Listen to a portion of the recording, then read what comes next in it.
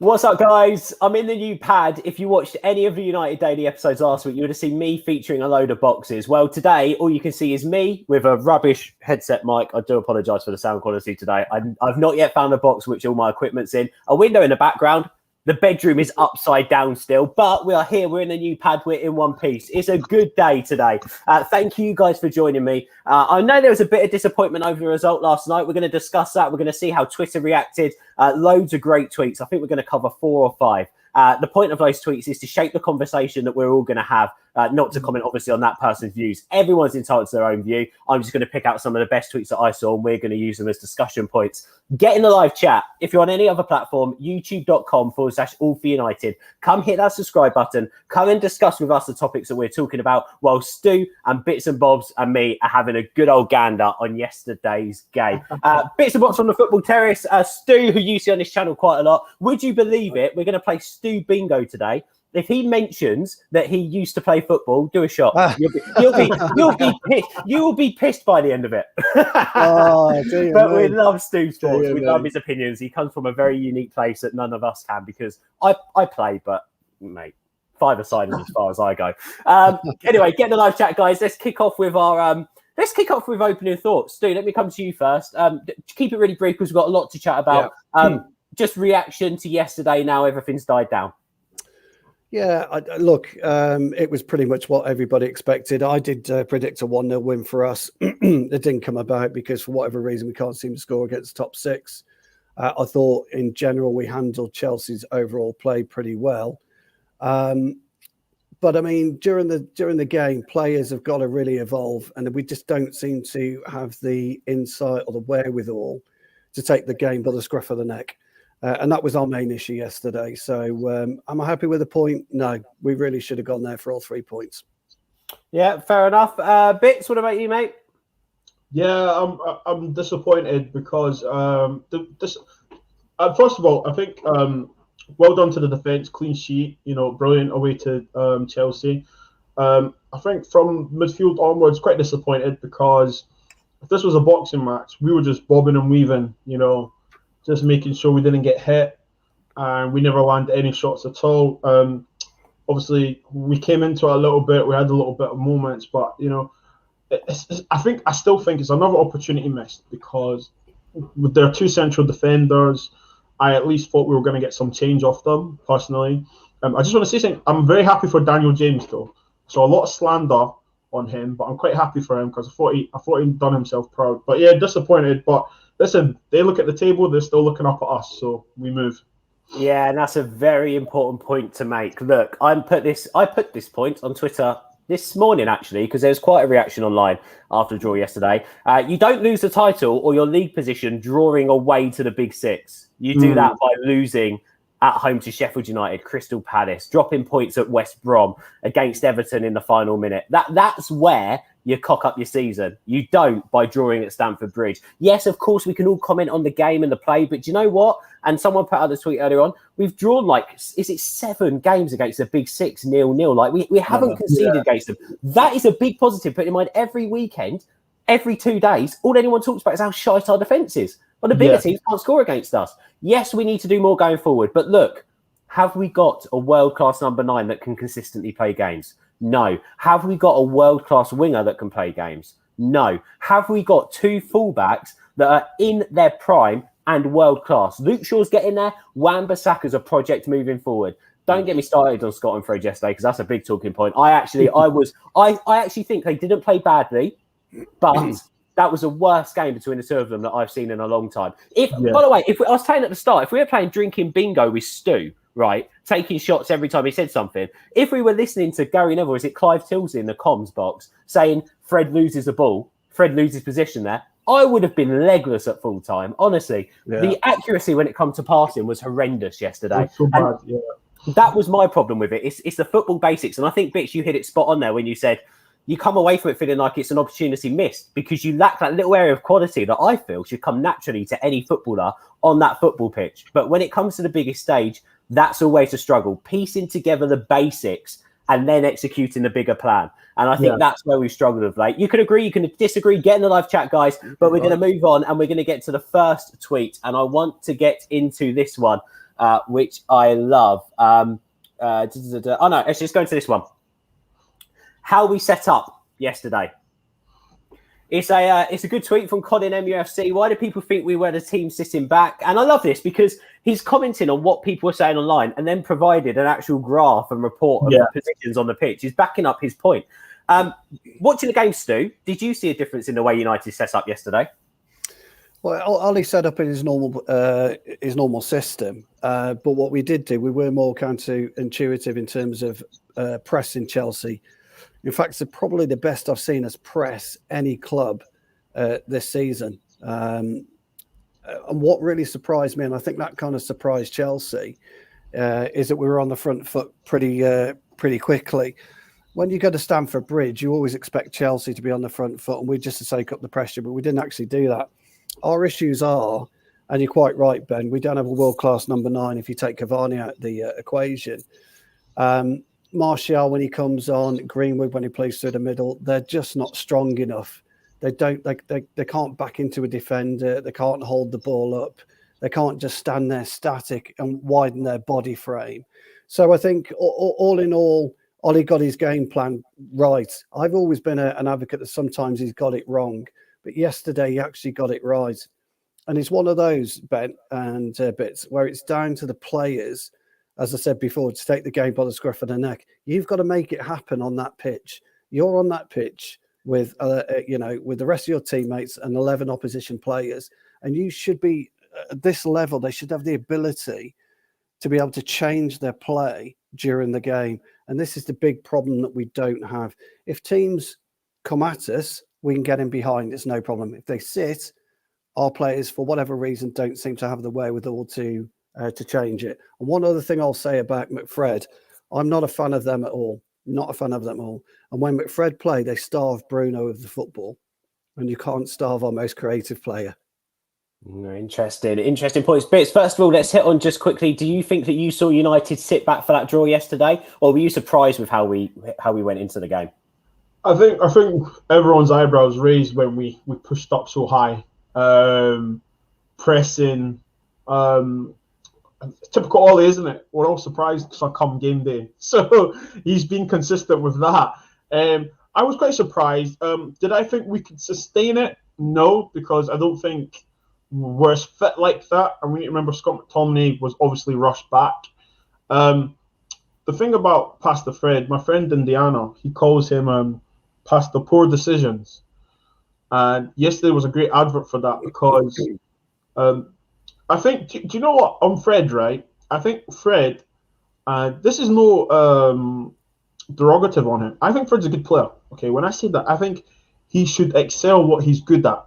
Winning the ball back and passing it forward or to one of the technical better players. Look, N'Golo Kante has made a career of that, winning World Cups, league titles with Leicester and Chelsea. McTominay was obviously not fit, But then what does that tell you if Chelsea can't break that down with all their millions? I'm just putting that in the spanner, Ben. Going forward, I think we did lack quality. It's tough because I don't know why he started with Rashford through the middle. I don't understand that. We all know, the whole fan base knows Rashford's not centre forward. Was it the right game to give Greenwood the number 9 jersey, to start forward? I don't know. Maybe he thought, something different. But yeah, I was surprised overly. It's just frustrating. It's just frustrating because we have a quality front three compared to their back four, and it's just how is it not possible? Can I just say on that, Bitch, you made a couple of really, really good points there. One on the Greenwood situation, him starting at number 9. I've been calling it as well. But when you look at Martial's record against Chelsea, if it had gone horribly wrong yesterday and we'd come away with nothing, that is a question mark. So put in mind all the question marks that are already being asked now with a 0-0 draw at Stamford Bridge, that's a question mark. That decision there could have really backfired. And watching the game, Greenwood wasn't bad. Don't get me wrong. He was making some runs, which we know Martial wouldn't have made. But when it came to it, we needed someone who could hold the ball up as well. I think if we had that element within the game, it could have been slightly different. Additionally, like you just mentioned there, I know Matic didn't he get pulled out of the warm-up or something? He wasn't fit. So obviously we had to play McTominay. But my problem is with if this had have gone wrong with the pressing, and I think in the first half, I agree, Stu. I think more in the first half than the second half. We saw Manchester United so high up that pitch, taking a risk to win the game. I've not seen that before from United to that extent. I thought we were really, really good in that first half, despite not creating a lot. We controlled the game and we looked in pole position. We looked like a club that was battling for the title instead of a club that was battling for fourth place in that first half. Went to shit slightly in the second, but still. My problem is there was a few times when Chelsea did counter us. If Chelsea had scored, the question mark is, Ollie picked the wrong defence to play that high line. Now, I cannot for the life of me understand why he decided to play a high line and put Lindelof in instead of Eric Bailly. That's not me saying that Lindelof had a bad game. He didn't. He made some really crucial interceptions. He was really good. Maguire was really good. It was justified in the end. But I actually think United dropped back a couple of yards in the second half. And I think it was to aid those counterattacks. My problem is Ollie set up with that high line, which was the right thing to do. But I think he picked the wrong personnel to execute it. And then in the second half, we dropped back and we didn't look like the same team in that second half. That's just my 2 pence on it. And that was just picking up on the points you made. And also, you mentioned N'Golo Kante there, Stu. A big deciding factor, I think, in the game yesterday was that Kante's job was to just stay within a yard. Like we used to tell Herrera to do to Hazard. Stay within a yard of Bruno Fernandes and nullify him. And he did. Didn't matter wherever Bruno Fernandes went, Kante was on his heels. And Kante had his best game of the season yesterday. How important was that to nullify us?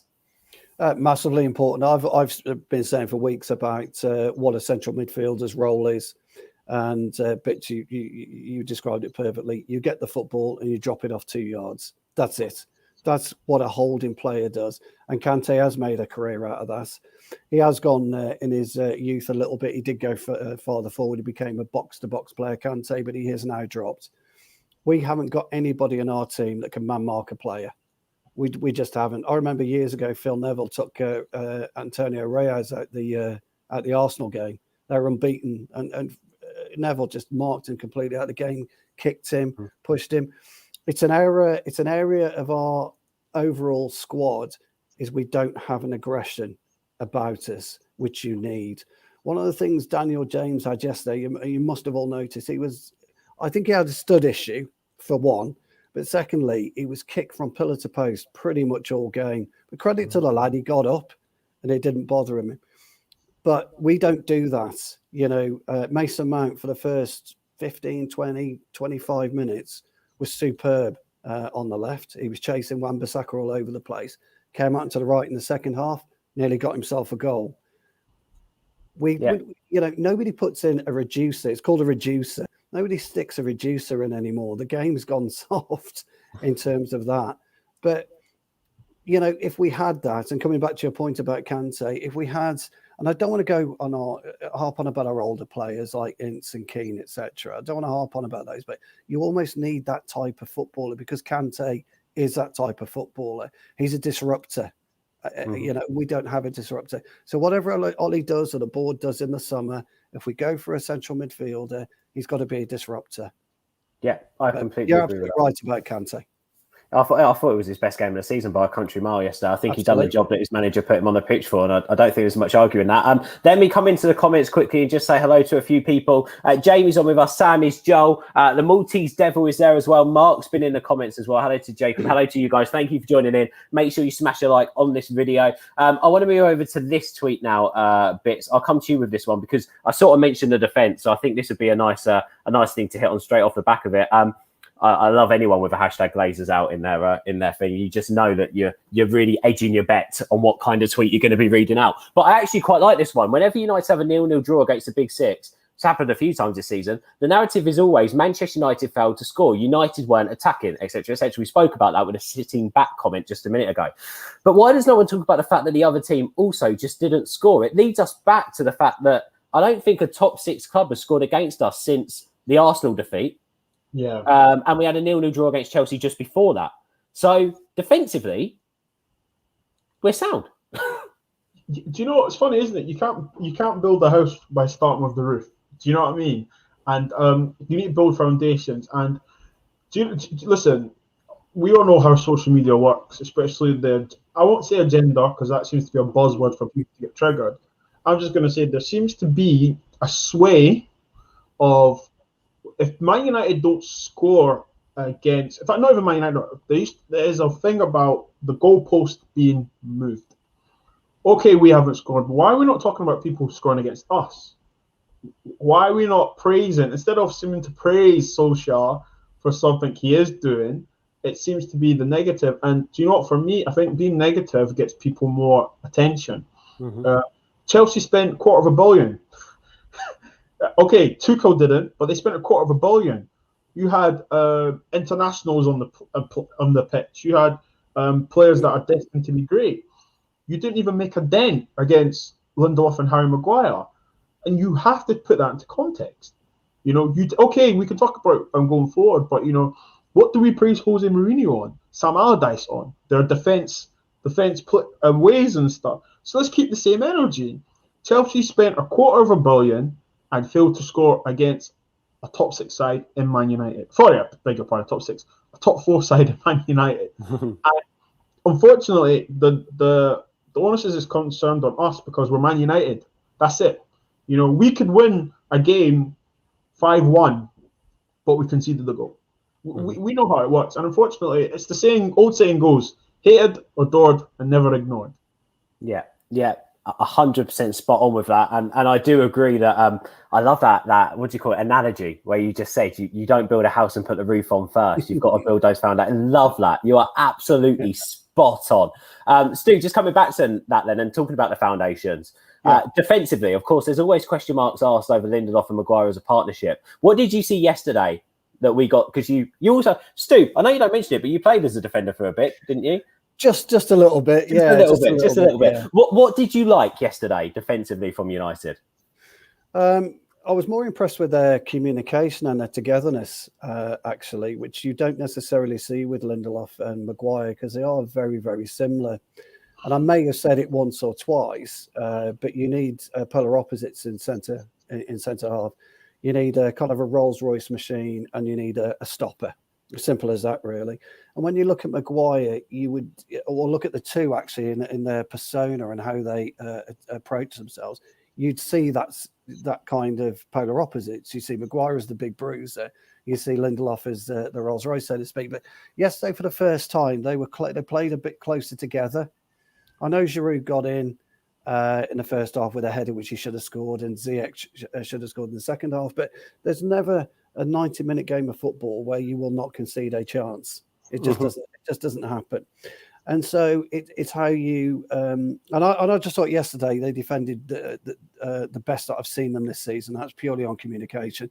But I tend to agree with you, Ben, about your analysis a few moments ago about when we push higher up, we don't have the pace in the back, and Bailly has that pace.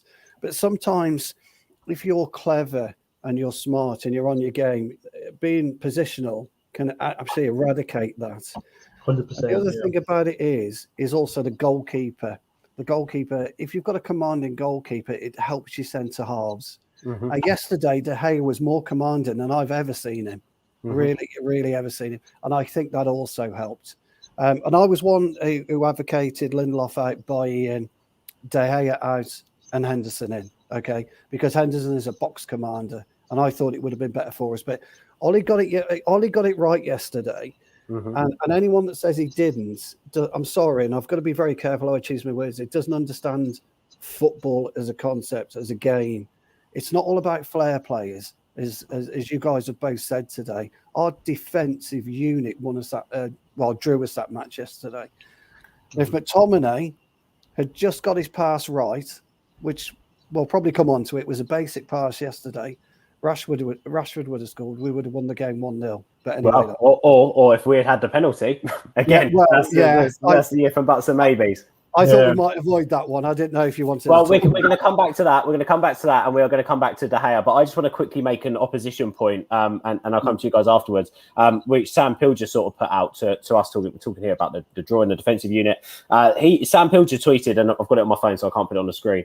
Solskjaer is celebrated for knowing Man United's attacking DNA, but an inability to win or even score from open play in the 7 biggest league games this season suggests something is wrong, and he is actually rather more cautious. Again, that is the most sensationalized tweet I've read in a very, very long time. Just the use of wording makes it look scary, makes it not look like good reading. I'm going to put this out there. Yes, obviously, when you read it like that, it's not a great thing. But again, you know, in some of these games, United are just a decision away, a pass, something magical to winning those games 1-0. And if we'd won those 7 games 1-0, is anyone actually going to look back and go, God, they only scored 1 goal in those games? Plus, also, you say that United have got something wrong with their attacking DNA at the moment, or emphasised on a point that we've got an inability to score from open play, potentially in the big games.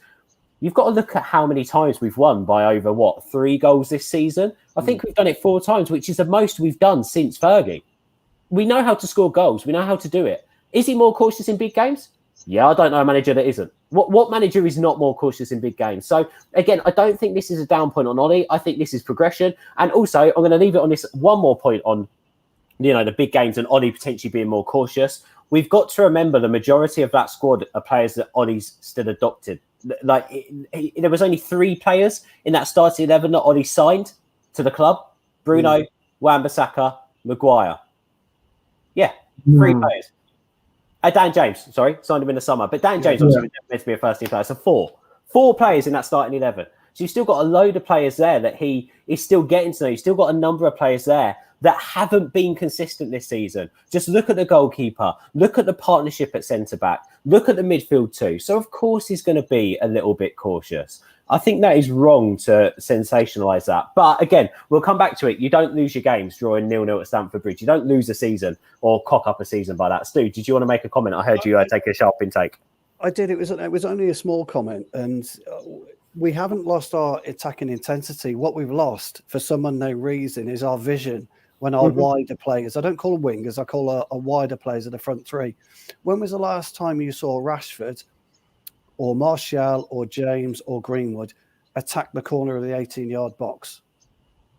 When was the last time you saw them pick it up from wide and then cut in diagonally and attack the 18-yard box? I think, Stu, but with that, isn't it? It's the mentality of, you know, you referred to having players like Keane and stuff, the mentality. We need a player like, you know, like that roughs up play and stuff.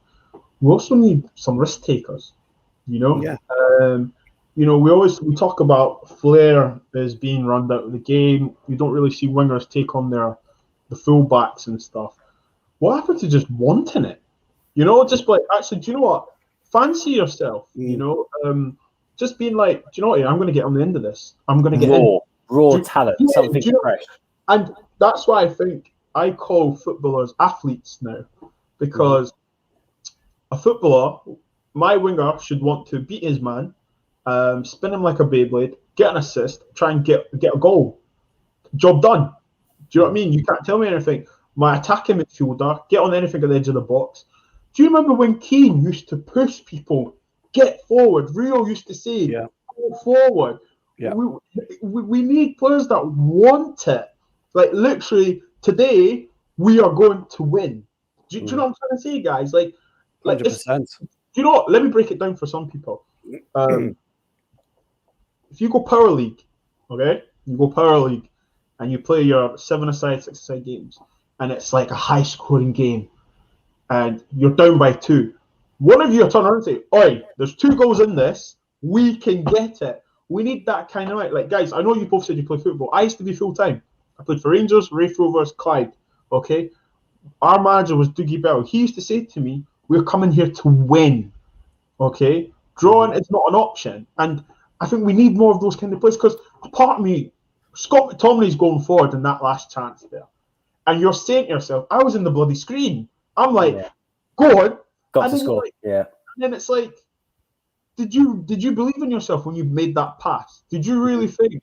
You know, and that's what we need. Sorry to go on, Ben, but, you know. No, I think also we overthought then as well, because he hit it with his heel instead of getting a clean connection to it. It's like, come on, just put trust in your ability. At the end of the day, United used to be the holy grail. When you get to United, you know you're at your top level. That's the place where you're going to play your best football. Yeah. And again, it's like, at the moment, but then again, I also do feel like, and I slightly agree but disagree with this in some ways, and it depends what context you use it. But I also think where we've had quite a few mediocre years, under successful years, also expectation levels have gone down slightly on United players. But that expectation level should never drop within the club, no matter what's being said on social media, no matter what's being said by bloody clueless YouTubers like myself in the grand scheme of things. You know, at the end of the day, the expectation levels within that club should be sky high because Marcus Rashford, we've all seen the inside of Carrington, we've all seen the inside of the stadium. These players, and I said Marcus Rashford then, but Greenwood, you know, even going down to Hugill, to Ahmad, all these players, they walk past pictures of Ruud van Nistelrooy, Eric Cantona, Georgie Best, all of these players, all these murals. That's who you aspire to be like. Duncan Edwards, you aspire to be like them. You don't aspire to be like the player that Ben Pearce wants you to be, that he puts on social media. You aspire to be like them. And that's where the expectation levels within the football club need to get up. And I think that's where Ollie can get us. I think he knows, and I think he's seen enough from the greatest manager ever to get us to a point with that. But then it's also down to the players. The players need to get in that mindset, and like you said, and do that. I also want to quickly hit on. I wanted to hit on something else then, but I actually can't remember what I was going to say, so I'm just going to move on to the next point. But I think that really, really good point was. Oh no, that was it. You said a bit of rawness and freshness bits. I don't know about you, and we won't go too deep into it. I was screaming for him to bring on Amad Diallo yesterday because I just felt again with a risk taker. Just again, I know he's not ready in his development potentially, but when you need someone to do something different, give him 15 minutes. It's not going to disrupt the team. I think Rashford had no influence on the game at all. Correct. Give it a go. Give it a go. What did Fergie used to do when he had these players and stuff? He'd say he is fearless. Mm-hmm. Yeah. You know, he's too young to care. Yeah. Do you know the thing Fergie said? It doesn't matter about your age. If you're good enough, you know what I mean, you'll play whatever, right? My thoughts on this is this, yeah. You know, Fergie used to have. You remember Makeda? No one expected that goal scored against Aston Villa. You know, do you know what it does to a player, a young player, to say, "You're going on, mate. 20 minutes. Go win me the game." You are going to run 5-10 yards more than you would normally. You're going to do anything. And also, we have this wonder kid. I'm going to call him a wonder kid because the few minutes I've seen of him, that's what he's getting right now. But we saw him beat a man. Yeah, and it's exactly. like, and you know, like we seem to forget that Man United is a place where people can express themselves. Fergie used to say this all the time. Go and express yourself. People say, like, go out there and win, lads. No, go out and express your talent, okay? And unfortunately, I feel football's kicking these players out. Like, yesterday was screaming out for something different. Run at Aspie. I'll say Aspie because it's short. Yeah. He's not got legs. Run at him. Well, I just want to say, Bits, this isn't us saying Ollie got it wrong. He should have started Diallo. He should have bought Ollie with Diallo. But this is us saying, you know, the game was crying out for something like that. Of our opinion, why not? Like, why not? And again, there's going to be arguments as to why not. That's absolutely fair enough. But when a game needs a bit of rawness, a bit of freshness, a bit of something different because it's gone stale, surely that's the point, as you've mentioned there, of having someone like Amad Diallo. That means positive. Do you know the funny thing about football is when you see your colleague run more, you run more. Yes. When you see your colleague be more positive, you're thinking, actually, yeah, let's go forward more. And it's like we need all our quality players to play well. And you know, the old saying goes, if you're a good player, you can play anywhere, right?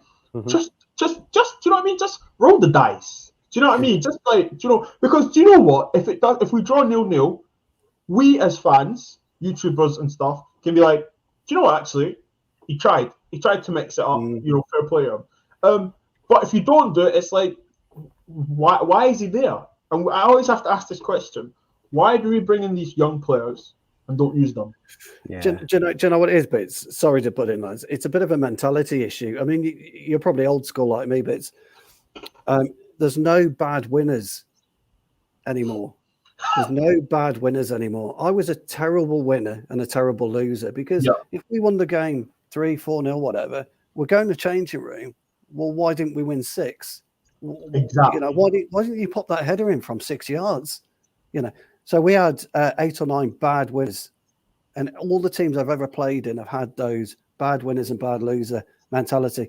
And you would have been brought up that way, playing for Rangers and playing the level that you did. Yeah.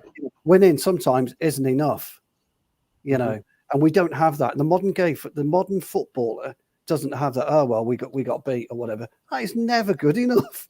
Ever good enough. Doesn't sit well with me. And sorry, Ben. Last thing I'll say on that, I'm with you on that, Stu, because for me, if we lost, even at Clyde and Rangers, if we lost, it'd be like, you should have done that. You should have done that. I should have done this bar. like you can't just be like, oh, the 13, because if you run your socks off and you get if your quality isn't there, but your effort isn't there, that's when you start looking at yourself. But then the attitude has to always be win. I'm not coming here traveling on this bus to sit here and then shake your hand like, yeah, good game, mate. Thanks very much. Well done. No, I'm not interested in that. Same, man. We need to be. I'm going to go on record and saying this. We need to be in Man United. We need some players to be very scummy. When I say scummy, kick someone. I'm not saying individually like go out and hurt someone, but see a tackle, leave a bit something on him, and then look at him and be like, "You're in a game, mate." Anders Herrera used to do this. Used to be very subtle. You know. Sorry, Ben. I'm going on, but yeah, Stu, 100% agree with you, man. No, it's fine. I'm tweeting your points, mate. I think they're spending the money. Sorry, as I'm looking down, I'm live tweeting off the phone. I'm listening to. That's why I'm going like this, like nodding. Like I'm not like reading the pages. Like, do you know what? Like, see Kovacic, right? Yeah. We could have done with someone like Kovacic. Do you know Kovacic? Kovacic breaks the player down. He runs with the ball. He creates. And do you know what I love about Kovacic? He tackles. Yeah. He he actually wants to tackle. It's none of this like shoulder bars jockey. Nah, bro, you're not getting past me. Tackle. And do you know what I love about Kovacic? He gets up after getting hit, and you know he's going to hit you back. I love that. I absolutely love that. Because you know what? I'll tell you this, I play centre mid, and I tell you what, I respected a player. See, if I give it to you and you give me it back, I'm like, yeah. Do you know what? One of us has to earn our win today. And Roy Keane and Vieira said this, and I always hate going back to them. Roy Keane said, if I beat Vieira, I knew Man United won. Yeah, it's true. It's true. It's exactly right, that is. Do you know what, though, as well? I think you've summed it up nicely there, Kovacic. He does the dirty work and he puts in these 8 out of 10s without being a star name and without getting man of the match, etc. But for anyone to even conclude that he might be a world-class footballer or a very, very good footballer, he needs to get 10 goals a season. That's the problem with football at the moment and how it's moved on and how it's changed with social media. You've hit something on there, Ben, because and Bits might agree with me or disagree with me on this one, but I was never bothered one little bit whether I was awarded man of the match or not. Did I play well enough? I was my biggest critic, and I bet you Bits was as well. Nobody cares about man of the match. And Ben, you've hit such a solid point there. Too many players now are bothered about, well, I haven't got a man of the match, but you've hit on a solid point there, Ben. And it gets missed. And this is why I sometimes talk about people really understanding the game. Really understanding what football is about. Well, that's what happens when obviously you've got public platforms and so many people allow their views, which is great in one way because look at the conversation we've had off the back of someone's tweet. Like it's an amazing avenue to be able to go down and something that potentially wasn't even thought about when someone put that tweet together. And that's what public forum's all about. It's about being able to do that respectfully, which we like to do, and obviously which these people have also done on social media. Want to hit on a couple more talking points? By the way, I'm just putting that. Chelsea bought him for 40 million. Yeah, it was a buy-in deal, wasn't it? Yeah. Let's move on to this tweet from John Harrison. You hit on it earlier on, and I said I'd come back to it, Stu. So let's talk about David De Gea. That save. Let's just scroll down to the image. That save. The way he moved his body. John coaches. He put what's so impressive is a goalkeeping coach. He said what's so impressive about this David De Gea save is the ability to readjust his weight distribution as he's shuffling across goal. This is what allows him to generate enough force onto the ball to deflect it away from goal. I mean, that save there, Stu, shows what an elite goalkeeper David De Gea is, doesn't it?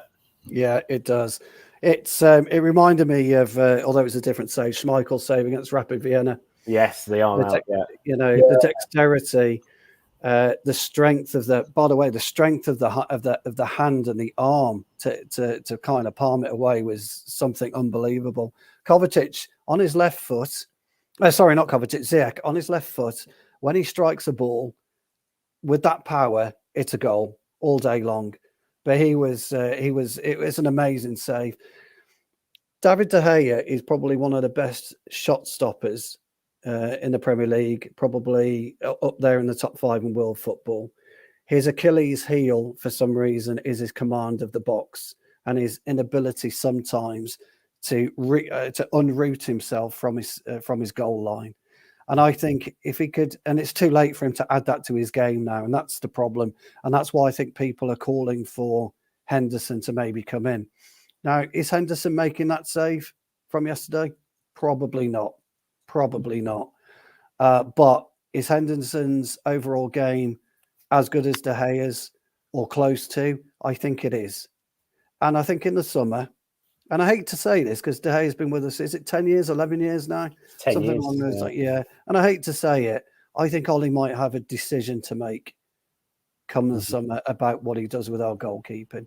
But yeah, that particular save, I'm not a goalkeeper, never have been, wouldn't know. But that particular save was absolutely up there with, it's the best in the Premier League this season. Yeah, it's definitely great to watch, wasn't it? Bits, what about you? What about that was a key moment in the game, wasn't it? A fantastic save. But also De Gea's overall performance. There's a few touchy moments, poor distribution at times, as Stu said there. I think it's really hard to get those things right when you're in your final 5, 6, 7, 8 years potentially. Good. Can he add that to his game? Do you think after that performance yesterday, De Gea? Oh, he's gone. Oh no! I've lost him. He gone? I've lost him. He's disappeared. I was setting him up there to have to say on whether he's stay as number one or not. He was literally just about to score the goal. He was in that situation. Then his internet's gone. No, I'm going to save you from this one. I'm going to save you from this one. I'm not going to let this ball go past you at all. Oh, I wonder if we can. If I pad out for long enough, he will come straight back in, or if that is the case that his internet has gone. Just quickly on De Gea, I do want to say that I agree with you there, Stu. I personally was called in, obviously, for Henderson to start. I just think all round as a goalkeeper, he's got many more to his attributes. But I think, again, those two, it goes back to what we were talking about a minute ago. Midfielders can have 8 out of 10 games because they do the defensive duties and the dirty work that doesn't get spoken about. And they can put that in and still need to add 10 goals to their game to be considered as an elite goalkeeper. In this day and age, you're not considered an elite goalkeeper unless you make 150 successful passes during the game. Again, that style isn't for every team. Like, here we go, Bits. He's back. Hey. I was just saying. I haven't got a clue. I tried to unmute myself, and for some reason my cursor got stuck. I do apologise, guys. Stu, I was saying that I was about to set you up then to have the point on whether De Gea should stay in goal or be dropped, and Henderson come in and your internet went, no, I'm going to save you from this one. Put out his long arm and stopped it. But go on, what did you make of De Gea yesterday? A bit shaky at times, a couple of great saves, but then again, also, where are you at with the argument or the conversation on Hendo or David in goal? So I think yesterday's performance kind of was 2 adverts, isn't it? Why he's still... You can't call him. You can't just close the chapter on his Man United career, and then there was times where you're like, yeah, get him off the park. Passing the ball to, was it Giroud, I believe. Mm-hmm.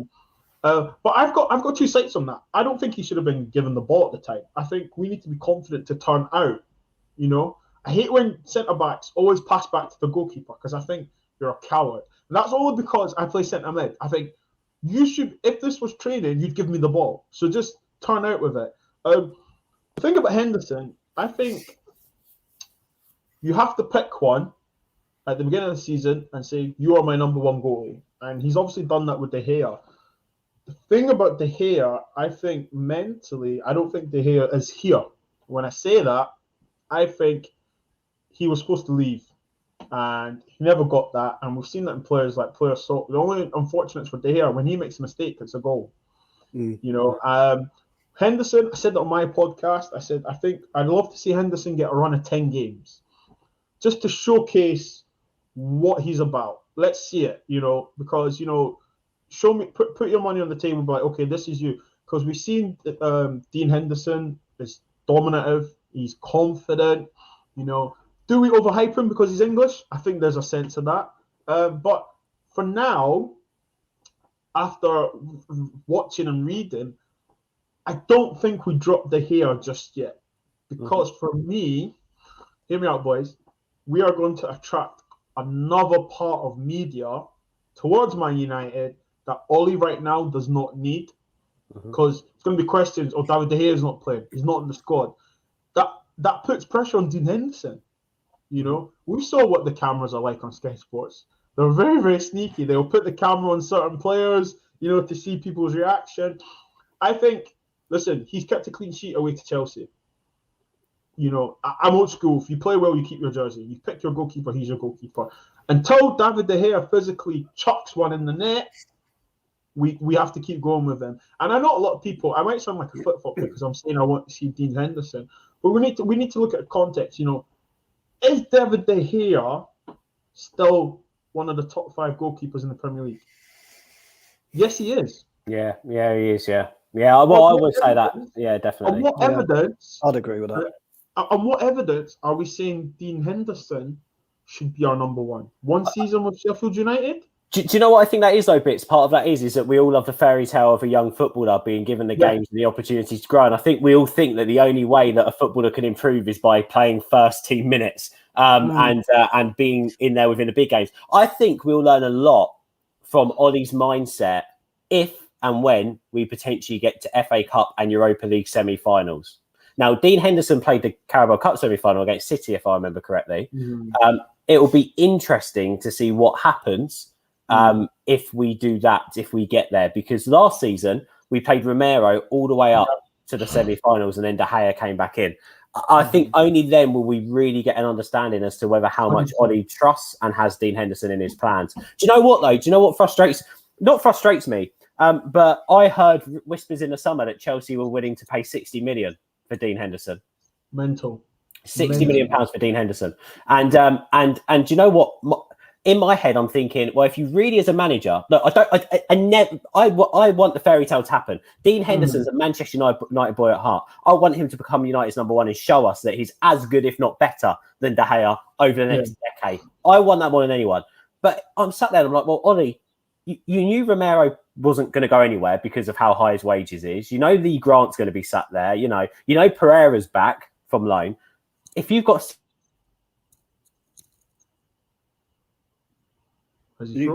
He's froze, yeah. What I was going to say, until he unfreezes himself, Bits, is the issue that we've got with goalkeepers, it's so specialist, isn't it? It's the transfer period. It's the blood in the new goalkeeper in that successive goalkeeper. That, it went. What am I back? Oh, yeah, sorry. Back, what happened then? I just completely lost my internet. That's all right. We were just talking. I was just saying, I was just saying to Bits, really, on the back of what you were saying, Ben, is that because the goalkeeper position is so specialist, it's the transition period that Ollie's got to manage.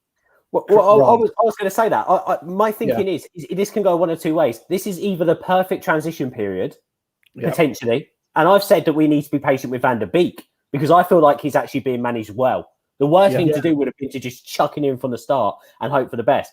So my hope with Van der Beek and Henderson is this: he's managing them right. This is a transition period. If not, and if he's like, well, let's keep him here for another year, give him a massive contract and hope for the best, ignore that £60 million offer.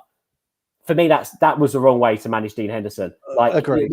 That would have been the time to go, right, go play your football elsewhere, go. But as I said, fingers crossed it all works out. Now I'm worried about my internet. Let's go on to the final talking point. But again, David De Gea yesterday, brilliant.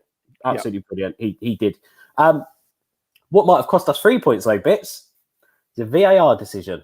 VAR. I feel like I talk about VAR every weekend. I absolutely hate it now. Just look at that.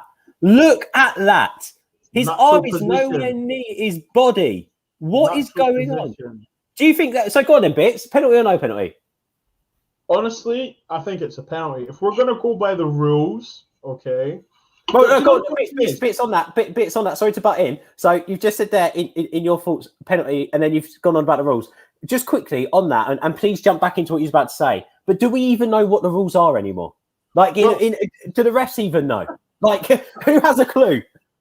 Do you know what? You're right, mate, because do you know what? There's no consistency. And I get before there was a thing about if it hits your hand, it's a penalty, then we should have just kept the same energy. However, in this instance, as you can see, he's put his hand up there to make an effect on the play.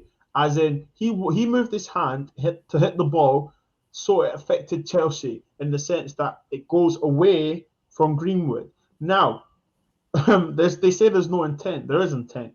Look at his hand. All I'm going to say is this. Why is his hand up there? Because if you don't want to commit a foul or do anything, you put your hands up. You're like, I didn't touch it, blah, blah, blah. And for me, there's no consistency with the referees all across the board. And that's why they don't go to big tournaments and stuff. For me, it's a penalty. People are going to say, like, oh, you're clutching. I don't think I'm clutching because I tell you what, when you see that picture, when they slow it down, it's a handball. What is that? Do you know what I mean? Like, he's not. He's like he's trying to like caress it to a different side of the pitch so Greenwood can get. For me, it's poor, and you don't want to be the club that like, oh, we should have had that, but we're just talking facts here. It's not even an opinion. Can I just say, Bits? Can I just caveat that with I think the explanation you've given is absolutely perfect. But even if that was an accidental handball, it's still a handball. It's a penalty. Yeah. And do you know what? I'll even go back to say this, and I said this online. I don't want to see that given as a handball, potentially, within the rules of the game, because it's just something that's so minute. Like for me, a deliberate handball is a like arm out or a deliberate movement towards a ball to punch it away or move it away. So potentially in my head, I don't want that to be a handball and a penalty. But from what we've seen, handballs given for what the rules of the game are and currently are, how is that not a penalty? The only argument you've got is if it hits Greenwood's arm first and then hits his hand, which it doesn't. It hits his hand, goes to Greenwood's arm, and then hits his hand again. Twice in unnatural positions. Stu, what about you? Are you as baffled about this? Yeah, totally. It's a stonewall penalty. I'm not even going to say anything else about it.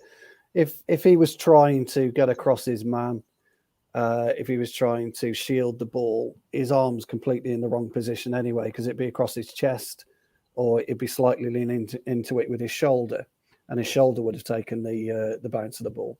So he runs a little bit like a fairy anyway, doesn't he? Hudson-Odoi. And I just think, and I just think, well, it doesn't even, with his hand being there, it won't even give you balance, will it? Bits. Not where you are. It won't offer you the balance. It's the whole body position is wrong. What I don't understand is if VAR says to the referee, please go and look at the monitor. They are saying to the referee, there is a penalty there. You know, they're not telling him straight away. They're saying, please just go and look at the monitor because we believe there's a penalty. And if he can't see that, then he really shouldn't be on a professional football pitch. Dude, could I quickly hit on that? Sorry to butt in again. So Gary Neville said in his podcast, apparently they get VAR in their ear, in one side of their ear, and they get a VAR screen. So apparently what the VAR official said to the on-field ref was, the terminology was, we need you to check this for potential handball. So no longer, apparently at the start of the season, they would say, potential check, we think this is a penalty, and give their thoughts. Now they're not. It's, we need you to look at this. Here's a potential penalty. Now, here's where I come back to it. The whole purpose for VAR is clear and obvious errors. Anyone, by the way, who is going, oh, no, it was good. He went to the screen and made his own mind up. Rubbish. I think if it's a clear and obvious error, I don't care what his opinion is. It's a handball. Yeah. Referees know. I mean, Mason, what's the name? The first something Mason, the referee. Chris Mason. The referees don't want. It's funny, isn't it? People want to be referees, yeah. They want to be referees, but they don't want the attention, which is weird, isn't it? Because you, sir, are the authoritative on the park. So how can you front away from attention? I personally think the referee bottled it, and this is not me being derogative to the referee. I think he had a decision to make there, and he opted not to.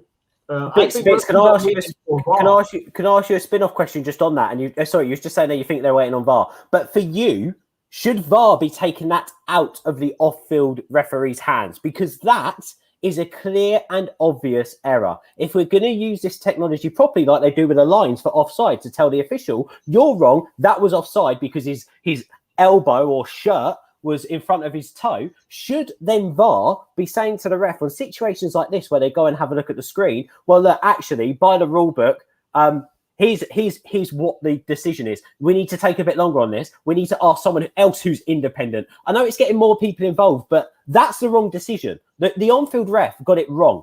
Now, the VAR didn't instruct the ref to make that decision or determine what the decision of that is. But then surely that is down to VAR. It's to say, go and have a look. Actually, this is a penalty. Can you confirm? If then the ref goes, well, I don't think it's a penalty and here's why, VAR needs to then turn around and go, yeah, but by letter of the rule A, B, C or D, this is why it's a penalty. Why is that not being used? I don't get it. I think we need to remember what VAR stands for. Video Assistant Refereeing. Assistant. So if you can't call it, we will assist you to make a decision. Absolutely. Now, is VAR there on level with the referee, or is it there to say actually no? Because why are we telling referees to go watch something? Because they have missed something, or they need to confirm. We need to confirm to you by the letter of the law, this is a penalty. This is why. There's nothing natural about it. I think what it is now, referees are bottling it. VAR, it's like they don't want to be in the headlines. But listen, do you know what? When VAR gets it right, no one makes any noise. Well, that's all I'm going to say. When it gets it right, no one makes any noise at all. Yeah, I agree with that. And let me read this. Let me read this tweet quickly as well, which I think also hits it spot on. Mark Robinson, as part of that conversation, I haven't actually read his tweet out yet. Over the past month, United have been denied 6 points by incorrect refereeing decisions. That would have halved the gap to City and had us clear in second by 7 points. But this will be ignored as it doesn't fit the media narrative that United only benefit from refereeing decisions. Additionally to that, all anyone's talking about this morning are Luke Shaw's comments, and all anyone's talking about this morning is how Luke Shaw should be banned and how, United get all the decisions and Ollie's disgruntled because of how there's influence at the moment with the referees making these decisions. So just very briefly, and I want to keep this really briefly, Stu, have you seen a change with refereeing decisions when it comes to United games since Klopp's comments and in the aftermath? Do you think that there's potentially some sort of mentality shift when it comes to the officiating? Would it? Do you think in your head, could it make an impact on referees with these comments? Let me rephrase that question slightly. Well, I think it probably has. And I think Fergie was renowned for mind games, putting pressure on referees. He's been in the game for years, absolutely years. And I kind of see what the guy's saying in his tweet, but it is what it is. I don't buy into tweets like that because you can't do anything. You can't claw 6 points back or 7 points back. It just is what it is.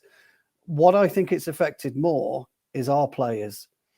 I think it's affected, as I said to you before, I think it's affected our forward players not darting into the box as much as they were doing prior to these comments of Lampard, Klopp, etc.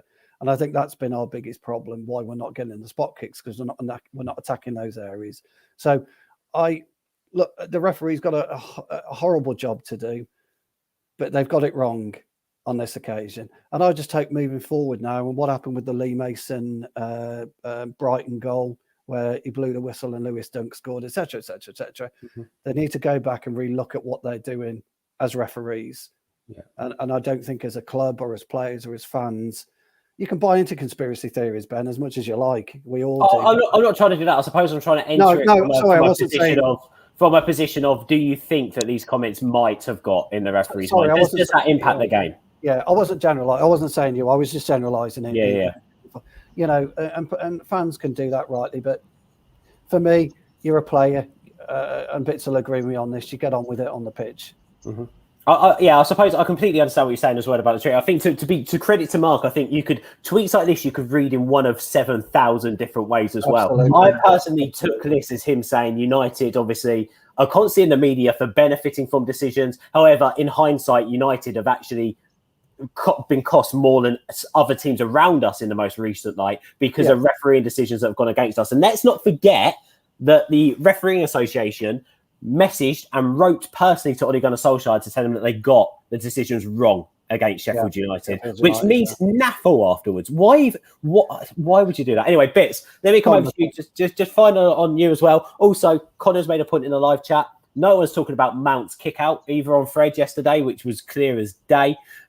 So what do you think? Do you think people talking has got in referees' heads, or do you not buy that? How's it for you? I think, the funny thing is we had a manager who was absolutely fantastic at it. His psychology and the way he said things to cause doubt. Funny thing, when you go to court, right? They say to you, it's not what you know, it's what you can prove. Mm-hmm. So basically, if you are guilty, your job is to defend yourself and cause doubt. Now, Liverpool were going for I call them cookie crumble FC, okay, because they're crumbling, okay, and they have crumbled, and Klopp was trying to cause doubt in the referees' minds because we were getting so many fouls. But ask yourself this: why were we getting so many penalties? Because people were fouling us in their box. It's not an agenda. You were fouling in the box, and by letter of law or the rule is if it's in the box, it's a penalty. Now we were converting them very much. I think Bruno only missed one. But my point is that this happens all the time, unfortunately. It just happens all the time. Fergie done it for 26 plus years. You know, even when Fergie would tap his wrist, we knew that was causing doubt in managers. The persona is that we don't have strong referees. That's it. That's what I'm going to say. When we don't have strong referees that can come out and be like, yeah, it's a penalty. This is why it's a penalty. We move. You know, that I'm in charge. Deal with it. Unfortunately, because it's Man United, it does create doubt. You know, the referee after that statement, the referees don't want to be that referee that gave Man United the penalty. That's it. Yeah, and that's all I can say on it. It's sad because you know we have been done by some shocking decisions. You know, and it does. You have to have the discussion because it's like, do you know what? If it's a Stonewaller, you have to say to him, why could you not give it, especially with VAR? Then you have to question everything involved. So yeah, it does. I mean, Klopp knew what he was doing. Great tactic by him. I actually applaud it. It's working. You know, as long as you can cause doubt, the referee, like I said, I'll repeat this. The referees now don't want to be the referee that gives Man United a penalty. It's a great point. It's a fantastic point. Fantastic point. Again, I'll go back to it, like you said there about the stone wall. That for me is just the inconsistency of VAR. And I get they're changing it throughout the season. Problem with changing rules and changing the way you use things that are so crucial and the fine margins between winning and losing games is people would have benefited off of similar decisions earlier on in the season and are now not benefiting from it from the start of the season. You need to reform in one go. You don't change things every 2 to 3 weeks like they're doing at the moment. So, guys, thank you for that. Bits and bobs on the football terrace. I'll be joining you over there at some point soon in a couple of weeks, mate. Thank you for coming on. 100%. And, thank you to Stu as well for being on. Probably on Wall the Race tomorrow, won't you be, Stu? I think so. Yeah, I think so. Yeah. Nice. Well, thank you, guys. We'll be back with a very, very special podcast tomorrow. I'm so excited for this. Midday tomorrow, we've got Tony, known as Mr. Moojak on Twitter. We've got John Gubber, who is part of the Red Mancunian movement. And we have also got Roy Kavanagh, MBE, author and historian. They are all going to be They're all going to be on talking about the fact that Manchester United have now broken that 4,500 barrier of a consecutive games with an academy player within our squad. We're going to be going back, seeing where the tradition came from, talking about some of our best ever products and having a good old chit chat about the years gone past as well and how that all looks. How long can we maintain that record for the future? Join us on United Daily tomorrow. We're going to get out of here. Have a good Monday. Stay safe all.